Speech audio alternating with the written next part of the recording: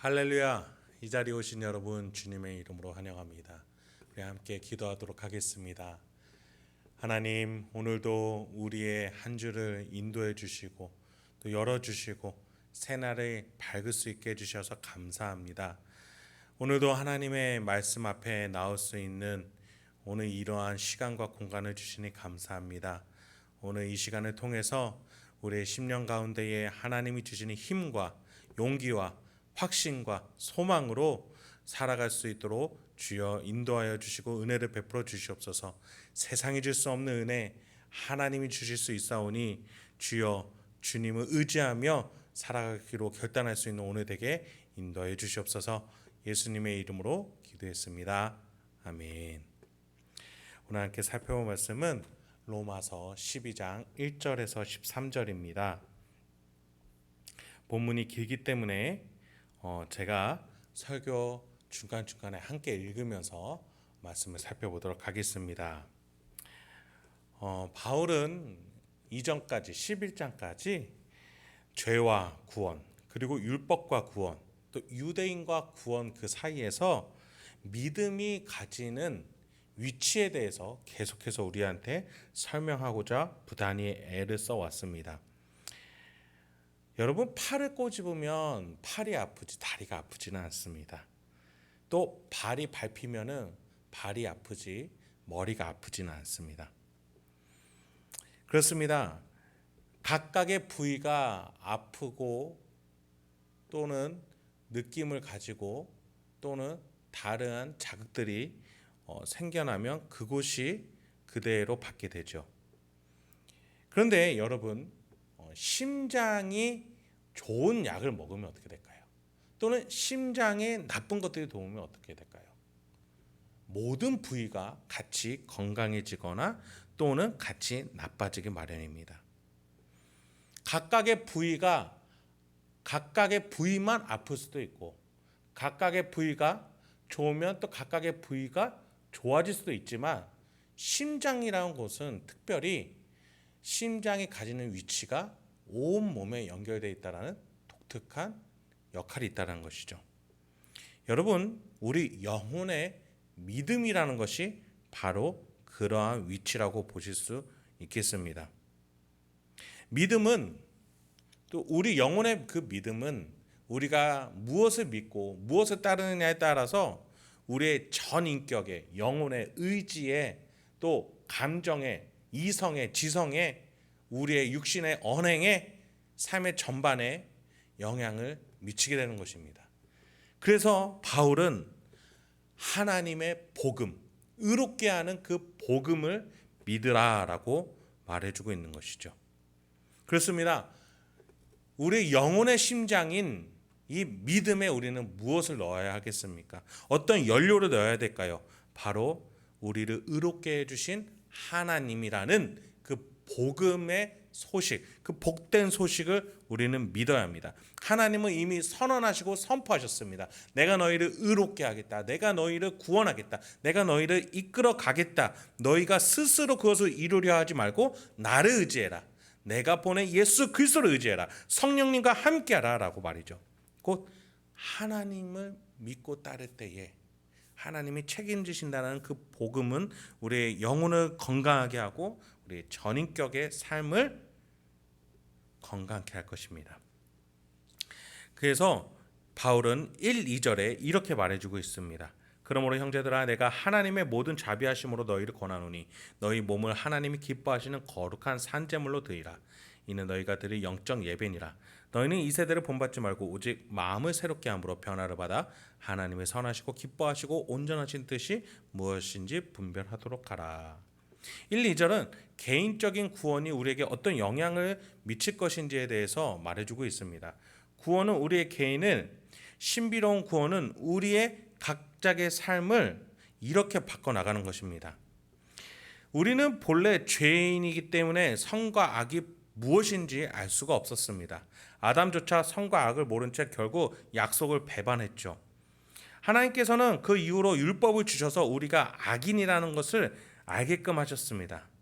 그런데 우리의 우둔함은 그 율법까지도 악행을 하는 데 써서 스스로 구원하고자 했습니다.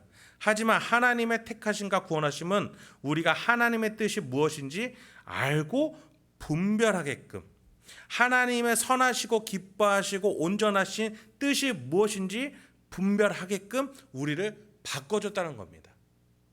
하나님의 구원은 우리의 개인적인 존재를 이렇게 분별할 수 있는 존재로, 아담조차 분별하지 못했던 그것을 우리가 분별할 수 있게끔 복음은 우리를 그렇게 개인적인 존재를 변화시켜 줍니다. 그래서 우리는 기도할 수 있습니다. 여러분, 무언가 갈림길에 있을 때 A의 길을 가야 되는지 B의 길을 가야 되는지 기도하지 마십시오. 그런 하나님을 점쟁이로 만드는 것밖에는 안 됩니다. 하나님, A로 갈까요? B로 갈까요? 어디로 가야 제가 더 나은 인생을 살 수 있겠습니까? 점쟁이를, 하나님을 점쟁이로 만드는 거죠. 그러면 어떻게 해야 될까요? 뭔가 여러분이 갈등이 되시거나 헷갈리실 때는 하나님께 A인지 B인지를 물어보지 마시고, 이 영역 내가 기도를 안 해왔던 영역이구나, 하나님의 시야로 모르고 있었던 영역이구나, 그것을 인정하셔야 됩니다. 그리고 그 영역을 다시 한번 살펴보시는 거죠. 모르니까 하나님께 알려달라고 하셔야 되는 겁니다. 우리 안에 구원이 있고 성령 하나님이 내주하고 계십니다. 우리의 갈 길을 비춰주고 계십니다. 그렇기 때문에 우리는 본래 갈 길을 자연스럽게 판단하고 우리는 자연스럽게 길을 걸어가는 게 마땅한데, 모른다면 하나님께 배우는 시간이 필요하다는 것이죠. 섣부르게 결정하지 마십시오. 하나님이 가르쳐 주실 때까지 기다리십시오. 그래서 그 영역을 두고 하나님 앞에서 기독교적인, 성경적인, 복음적인 사고하는 법이, 행동 방식이 무엇인지 우리가 배우는 시간을 가져야 한다는 것입니다. 그래서 우리는 갈림길 속에서 애써서 기도해서 A라는 답을 꾸역꾸역 도출해내려고 해서는 안 됩니다. 오히려 마음의 여유를 가지고 그때 내려놓고 내 안에 하나님이 계시니 분별하는 시간을 갖는 거죠. 하나님 어떻게 해야 되죠? 그래서 말씀을 더 찾고 신앙 안에서 배워보기도 하고, 또 우리 목사님과 교우들과 교제하면서 배우는 시간들이 필요하다는 겁니다. 그렇게 해서 우리는 우리의 인생길 하나하나를 하나님이 기뻐하시고 선하시게 보시는 분별하는 삶을 살 수 있는 겁니다. 3절 5절로 이어집니다. 내게 주신 은혜로 말미암아 너희 각 사람에게 말하노니 마땅히 생각할 그 이상의 생각을 품지 말고 오직 하나님께서 각 사람에게 나누어 주신 믿음의 분량대로 지혜롭게 생각하라. 우리가 한 몸에 많은 지체를 가졌으나 모든 지체가 같은 기능을 가진 것이 아니니 이와 같이 우리 많은 사람이 그리스도 안에서 한 몸이 되어 서로 지체가 되었느니라. 1절부터 2절까지 구원이 개인적인 한 사람에게 어떤 영향을 미치는지 말했다면, 3절부터 5절까지는 공동체에게 어떤 영향을 미치는지 말해주고 있습니다. 3절에서 하나님께서 각 사람에게 나눠주신 믿음의 분량대로 지혜롭게 생각하라. 여러분, 우리 2절에서와 같이 여기서도 분별하듯이 지혜롭게 생각하는 삶을 말해주고 있습니다. 각 사람에게 하나님께서는 기대하시는 바가 있고 그를 통해 역사하실 것이 있음을 우리는 서로 인정을 해야 합니다. 이럴 때 우리가 조심해야 될 것은 마땅히 생각할 그 이상의 생각을 품지 않는 것, 그 사람이 가진 영역을 무시하지 않는 것이죠. 내 영역이 얼마만큼인지 명확하게 알고 타인의 영역을 인정해 주는 것, 그렇게 함께 살아가는 지혜로움을 하나님의 구원은 우리에게 마땅한 삶의 자세로 준다는 것입니다. 그것을 한 단어로 표현하자면 분량대로라고 바울은 말해주고 있습니다. 이것이 분별이고 지혜이며 함께 살아가는 공동체의 생각인 것이죠. 개인적인 생각에서 공동체가 함께 생각해야 할 공동의 의식을 고민할 수 있는 자로 복음은 우리를 인도해 줄 것이다 라고 말해주고 있는 겁니다. 그리고 그것이 이해이며 사랑입니다. 그리스도 안에서 한 몸이 되어 서로 영향을 주고받는, 함께 건강해지는 지체가 되는 것이죠. 제가 아까 심장 이야기를 말씀드렸습니다. 믿음은, 복음이 들어온 믿음은 온 전신을 건강케 하죠. 심장의 피를 온몸에 뿌려주는 통로이고 그 심장에 피를 주는 것이 복음이라면 이제 온몸이 움직일 수 있게끔 서로의 분량대로 분별하고 지혜롭게 하게끔 해주는 것은 무엇일까요? 바로 머리입니다. 그것이 바로 그리스도입니다. 그래서 바울은 그리스도 안에서 한 몸이 되라라고 5절에서 말해주고 있죠. 이렇게 우리는 개인적으로 그리고 공동체적으로 분별하며 지혜로운 복음의 삶을 살아내게 되는 것입니다. 6절부터 8절입니다. 우리에게 주신 은혜대로 받은 은사가 각각 다르니 혹 예언이면 믿음의 분수대로, 혹 섬기는 일이면 섬기는 일로, 혹 가르치는 자면 가르치는 일로, 혹 위로하는 자면 위로하는 일로, 구제하는 자는 성실함으로, 다스리는 자는 부지런함으로, 긍휼히 베푸는 자는 즐거움으로 할 것이니라. 아멘. 각양각색의 지체들이 뿜어내는 복음의 다양한 자연스러운 삶은 우리에게 얼마나 풍요로운 풍성한 삶을 주겠습니까? 우리 교회가 그런 교회가 되기 원합니다. 여러분의 지역사회가 그런 지역사회가 되기 원합니다. 여러분의 직장이, 가정이 각각 복음으로 뿜어내는 삶으로 서로 풍요해지기 소망합니다. 그래서 여러분, 교회는 특별히 중요한 직분은 없습니다. 특별히 중요한 사람이 없습니다. 복음을 고백하고 예수님이 분별케 해주신 신자가 있다면 그 각자의 분량이 각자 너무 중요하고 또 너무나 서로를 풍요케 해주는 것입니다. 남녀노소, 직업, 학업, 직분에 상관없이 말이죠. 각자에 맡겨진 것에 충실한 것을 서로 권면하면서 함께 해야겠습니다. 그럴 때 우리는 공동체의 삶을 즐거움과 풍성함으로 누리게 될 것입니다. 이것이 교회가 가지는 또 복음을 믿는 자들이 누리는 특별한 교제권입니다. 여러분, 하나님이 주신 복음과 택함이 아니라 내 힘으로 살았을 때 인생을 기억해 볼까요? 사랑을 해도 결국에는 나를 위한 사랑을 했습니다. 내가 먼저 손 내밀 힘과 여유조차 없었습니다. 그러니 삶에 쫓기고 부지런히 한다고 했지만 지치는 내 마음과 육신은 더 부지런하지 못한 나 자신을 질책했습니다. 아니, 악착같이 했어도 결국에는 보이는 구멍 속에서 허탈해졌었습니다.